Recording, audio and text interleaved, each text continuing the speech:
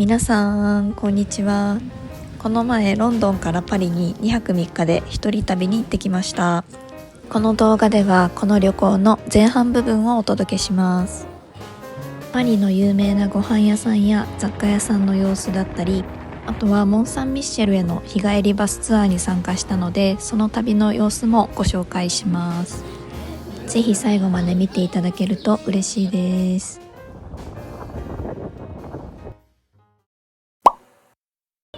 おはようございます。今回はユーロスターを利用してパリまで向かいます。ユーロスターでは出発の1時間半から1時間前ぐらいに着くのが推奨されてて、私は1時間半前ぐらいに来ました。パスポートチェックが終わった後の待合室にはこういう売店がいくつかあって、サンドイッチや飲み物系がいろいろ売ってあったり、またドゥーティーフリーのお店もあります。今回はこの10時31分発パリ行きのユーロスターに乗ります。プラットフォームが出たのはだいたい出発の20分前ぐらいでした。大きいスーツケースはまとめて置いとける場所があって、上の棚には小さいスーツケースも置けます。飛行機みたいにこういうテーブルもついてるのでご飯食べたりできます。だいたいこういう時ってコーヒーとサンドイッチ買うと思うんですけど、私は水と芋けんぴ。パリまでは2時間半、あっという間です。パリ北駅はあんまり治安が良くないと聞くので、ちょっとそそくさと早く出たいと思います。バスでホテルまで向かいたいので、とりあえず地下でチケット買います。パリはやっぱりスリが多いイメージなので、かなり緊張してます。チケットはナビゴっていう乗り放題チケットみたいなお得なものもあるんですが、今回はあまり地下鉄に乗らないようにしたいので1回券を買おうと思います。で、特に日付の指定がないので、まとめて一気に5枚ぐらい買います。バス停には券売機がないみたいなので、まとめて買っておくと便利でした。北駅の前の道からバスが出てるみたいなので待ちます。なんかいろいろパリ3とかで調べてたら、電車よりもバスの方が比較的安全ということもあってバスにしました。このチケット1枚で90分間であればいくらでも乗り換えができるのは便利ですね。今回泊まるのはホテルロンドン in パリ。受付まではまさかの階段しかなかった。細長いエレベーターに乗ってます。この時期パリのホテルすごい高くて、1泊2万円超えするホテルが多かったんですが、その中でもここオペラ座の近くにあって治安もアクセスもいいので、窓からの景色がどうであれ私は構わんよ。水回りはシャワーは水圧は弱めでした。で、何より気になったのがこのドライヤー。これ何年前のドライヤーなんだろう。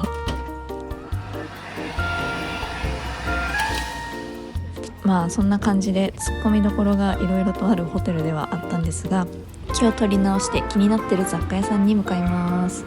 ちなみにチケットはこの青いところにピッて間違えてやっちゃったんですが、穴に通しましょう。地下鉄の中は意外と今のところは綺麗だし、そんなに変な人もいなさそうです。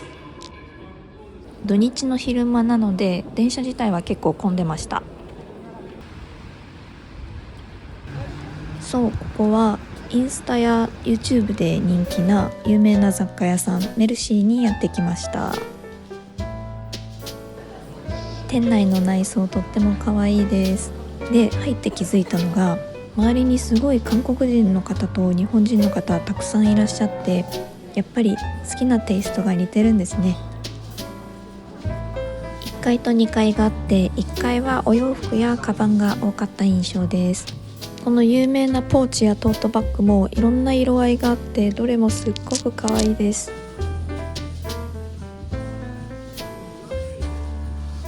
可愛いデザインのものが多いですが、全体的にお値段は結構張る感じがします。これもすごい可愛いなって思ったけど400ユーロ弱しました。2階のメインのエリアには生活雑貨や家具、食器などが置いてて、どれもとっても素敵です。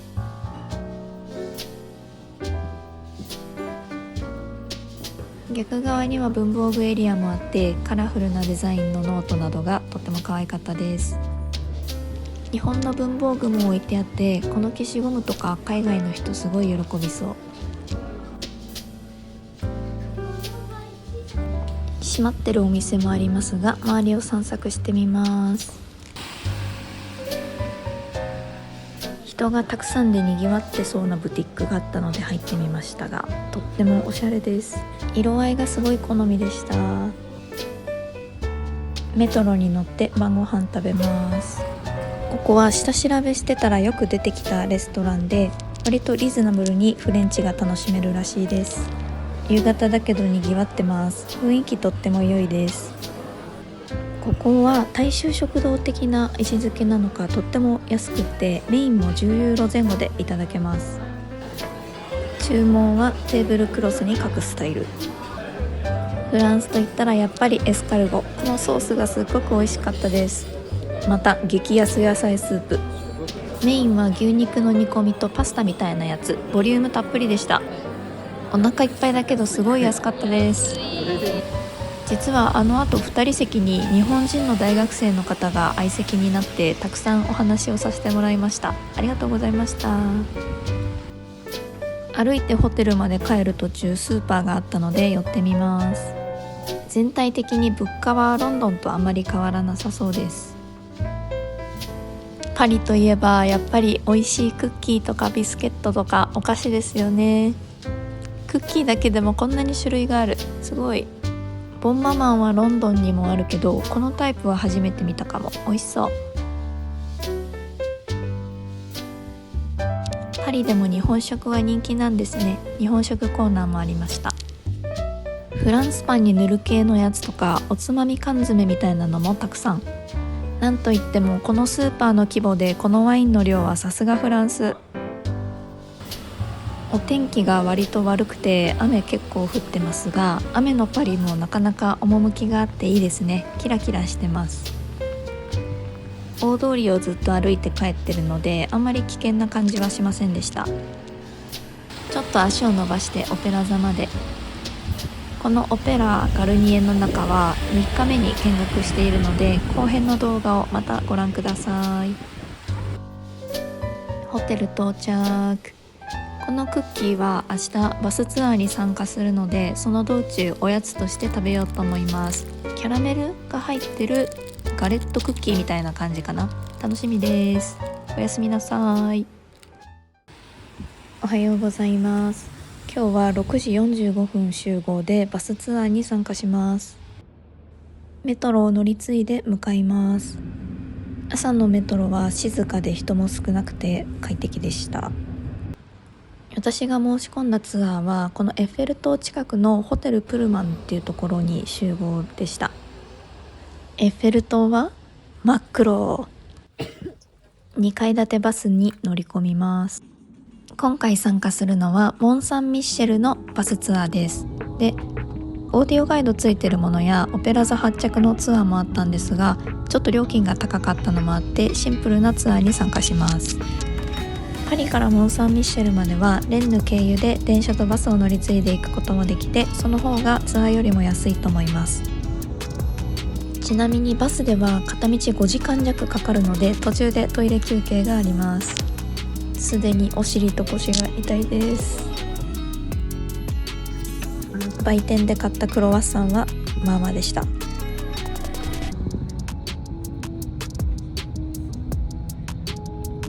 到着。バスターミナルからモン・サン・ミッシェルまで無料のシャトルバスに乗ります。風がやばい。伝わりますかこれ。台風の実況中継並みの暴風雨。遮るものがなさすぎて、もう傘は意味をなさずびしょ濡れです。橋を渡り終わったらちょっとマシになりましたね。ちなみにあの橋の上でシャトルバスを降りてここまで歩いてくる感じです。風に煽られすぎて体がフラフラなので、とりあえず島の中に入ろうと思います。モン・サン・ミッシェルとはフランスのサンマロ湾の上に浮かぶ小島およびその上にそびえる修道院のことを指してます。島には日帰りで来る方が多いみたいですが、泊まりの方用にも島の中にホテルもあります。島の中は細い一本道になってて、両側にお土産屋さんやレストラン、ちょっとしたカフェなども立ち並んでます。これとかピザ屋さんで、もっと軽いサンドイッチとかの軽食を売っているところもあります。お土産屋さんもいくつかありますが、とりあえず先に修道院に行って帰りに寄ってみようと思います。また雨風が強くなってきましたが、登れるかな。一旦教会に入って考えてみようと思います。なんかもう今は屋根があって風を遮ってくれる建物自体がすごくありがたいです。さあ気合を入れて登ろうと思います。これさ、足場がすごい濡れてて危ないので、登ることに集中してるときは撮ってません。これめちゃめちゃ足腰鍛えられます。この島が浮かんでるサンマロ湾っていうのはヨーロッパの中でも潮の満ち引きがすごく激しい場所と言われていて、今は潮が引いてるみたいですが、満潮時には海に浮かぶ島になるみたいです。その姿も見てみたいですね。今日は茶色いですね。今日は橋の上で立ってるのが必死すぎてほとんど写真撮れてないんですけれども、橋から見た姿は本当に綺麗です。ここは708年に礼拝堂が作られてから巡礼の地として広く知れ渡っていましたが、14世紀にイギリスとフランスの戦争が始まると要塞として使われました。その後も監獄として利用されたそうなんですが、19世紀にようやく信仰の地として復興することができたようです。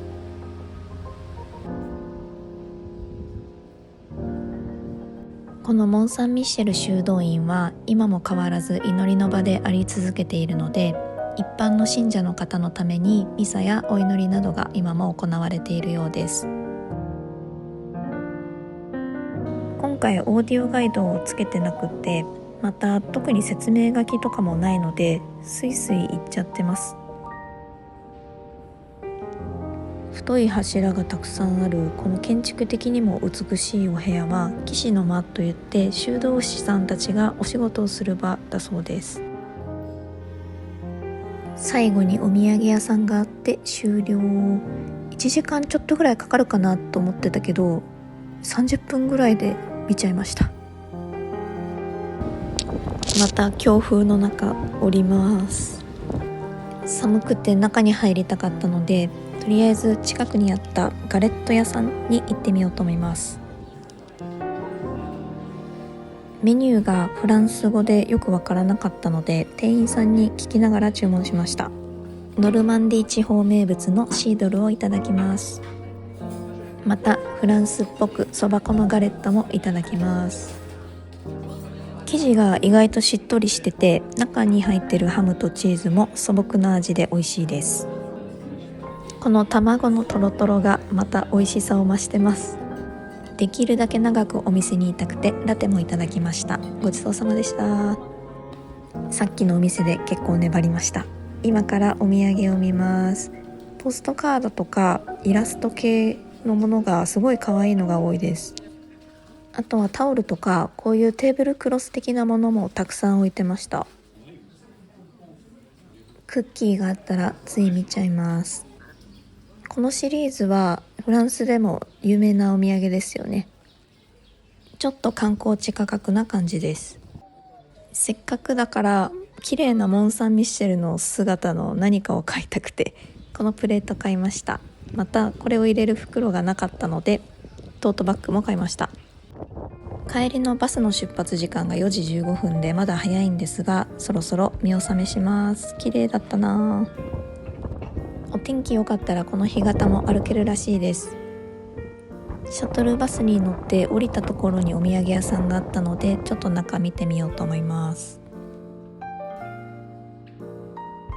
チョコレート味のキャラメルだって美味しそう。パズルも部屋に飾ったら絶対素敵だと思います。なんかモン・サン・ミッシェル、私が好きな絵のタッチのものが多くて、もう全部可愛いです。シャトルバス降り場からツアーバスの駐車場までも10分ぐらい歩きます。